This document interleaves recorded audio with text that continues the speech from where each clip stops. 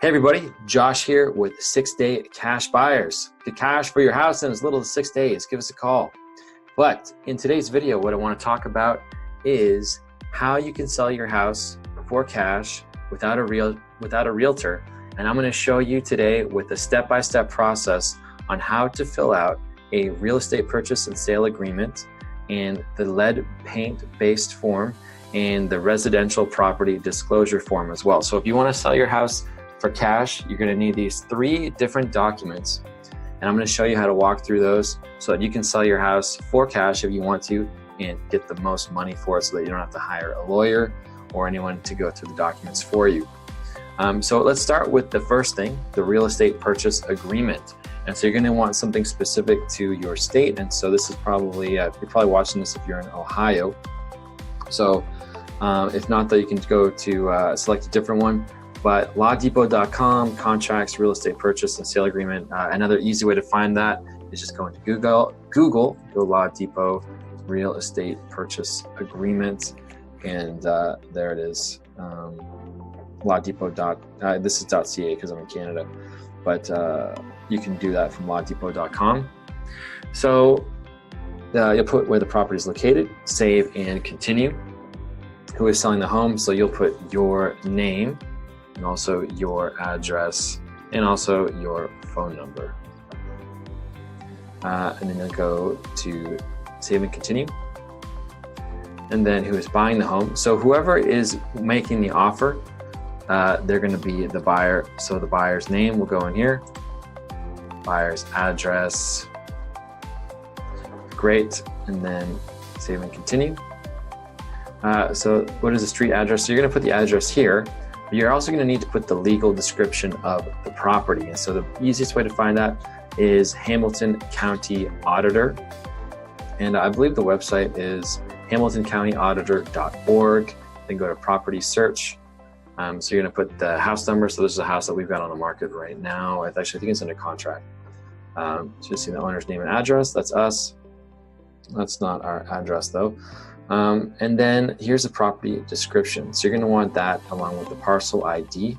That way you can get as precise as possible.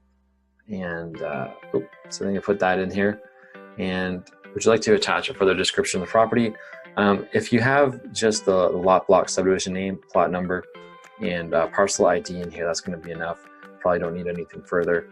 And subject to a lease. So, if you own the house cash, no, save and continue. And will any fixtures be excluded from the sale?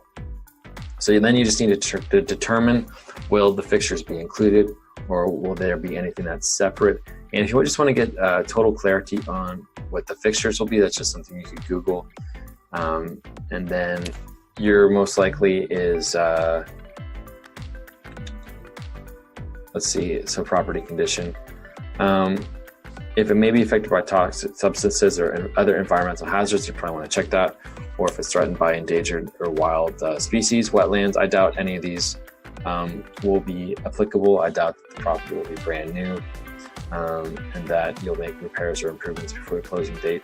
Most likely, if you're selling the property to a cash buyer, they're just going to be buying it as is. So this will probably be, probably won't need that. And then earnest money deposit. So how much will the buyer need to put down as a deposit? So that's up to you. I mean, it's typical for $1,000, $500, $1,500. The more earnest money they can put down, the better. And then how long do they have to wait? Normally you want earnest money deposit done within 24 hours. So maybe just whatever the date that you're sending the contract is, put it for the day after. And then who will hold the money? Who will hold the money in escrow? So you'll just pick a title company in the area, and then the buyer will put the money with them, and that's who you're going to use to close the property. There's a couple different ones you can just do at Google for title companies, but there's First Land Title. Corey, is that who we use a lot? First Title Agency. So that's one that we use. So feel free to use them. We've done a lot of business with them. So they'll hold the money in escrow. Then you pick the sales price of the property. Does the buyer require financing? Most likely, if you're selling this, probably selling it to a cash buyer, so it'll be made in cash. That'll just keep it easy. Who will pay for title insurance? So a lot of times, you might want to make the buyer do that. You'll negotiate. Sometimes it could be split. Sometimes you'll pay for it. Sometimes they'll pay for it. But most likely, if they're getting a good deal on the house, make them pay for it. And so then you'll put the buyer's name, and they'll pay for it. And will a new land survey be provided? Sometimes the title company will require that. And if so, then you should just make the buyer pay for it, not yourself. Settlement expenses. Will the name pay? Will your name pay into the buyer's name expenses? So will you pay any of the expenses for the buyer when it comes to the settlement? And you might set a maximum amount or make them do most of it. For a cash deal, I would just try and get them to pay for all of the settlement expenses. Then you'll pick the date that closing will happen. So this will be when they assume, or when they take possession of the house, and you will then get your funds. And so you'll pick that date. Will unresolved disputes go to mediation before arbitration? You could just not specify attorney's fees. You just do not specify as well for that. And option to terminate. So will the buyer have the option to terminate the contract after signing? And so you have kind of a little bit right up there.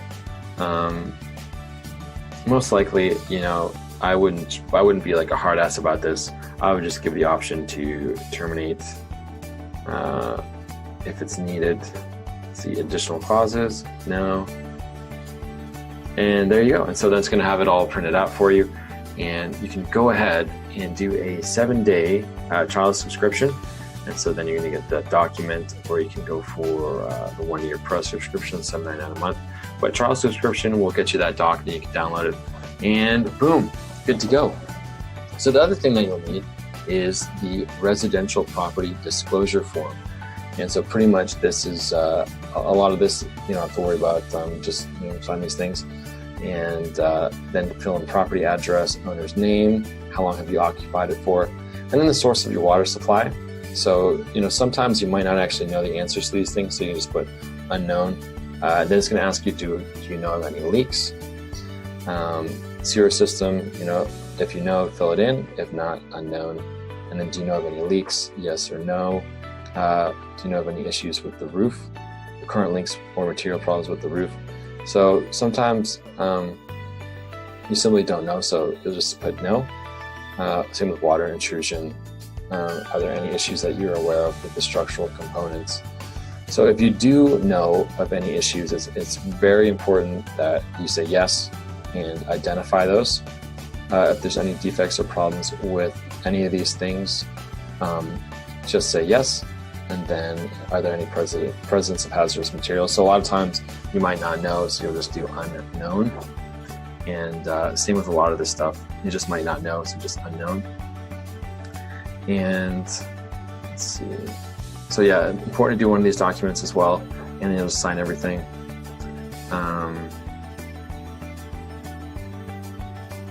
It's just one of the things that is required in the state of Ohio.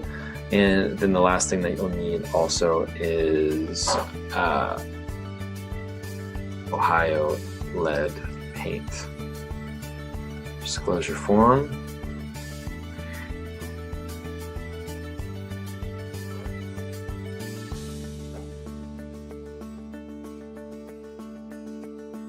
And then you can go ahead and get this as well. Let's see, this should open up the PDF here. Yeah. And so then just disclosure of information on lead-based paint and or lead-based paint hazards. So if your house is built prior to 1978, then there may be present exposure of lead-based paint. And so you just need then to go through this document as well. And so between these three documents, you'll be able to handle, all of the documents needed to sell your house. But as you can see, it's a little bit thorough. There's a lot of things that you need to go through. So just make sure before signing everything that you just make sure you get complete clarity on things. But as far as the purchase and sale agreement, the Log Depot one will kind of guide you through most of that. And then with the residential property disclosure form, just make sure that you disclose any kind of issues that are present with the property. And if there's something that you don't know about, you'll just put unknown again. And Hamilton County Auditor is going to give you a lot of the information about your property that you'll be able to fill out.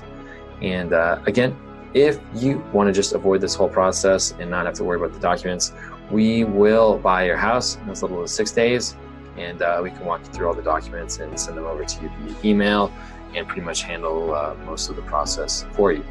So that's all I got for today. Thanks so much for watching. Have a great rest of the day, and we'll see you next time.